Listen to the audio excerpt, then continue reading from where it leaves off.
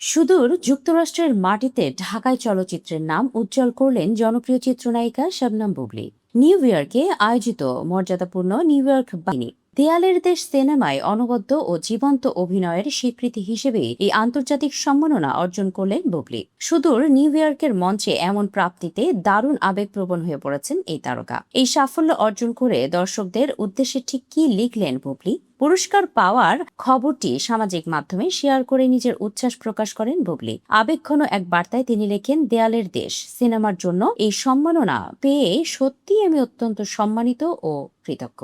এই স্বীকৃতি কেবল আমার একার নয়, বরং এই যাত্রার অংশ হওয়া প্রতিটি মানুষের। এই অর্জনের পুরো কৃতিত্ব সিনেমার পরিচালক মিশুক মনি, প্রযোজক, সহশিল্পী এবং নেপথ্যের কলাকুশলীদের উৎসর্গ করেছেন বুবলী। তাদের কঠোর পরিশ্রম আর বিশ্বাসের কারণেই এটি সম্ভব হয়েছে বলে জানান তিনি। ক্যারিয়ারের শুরু থেকে পাশে থাকা পরিবার, বন্ধু ও ভক্তদের প্রতি অশেষ কৃতজ্ঞতা প্রকাশ করে বুবলী আরও যোগ করেন, দর্শকদের অবিরাম ভালোবাসা তাকে প্রতি মুহূর্তে নতুন করে শেখার ও সেরাটা দেওয়ার তাগিদ যোগায়। এই সম্মাননাকে একদিকে আশীর্বাদ ও অন্যদিকে এক বিশাল দায়িত্ব হিসেবে দেখছেন তিনি।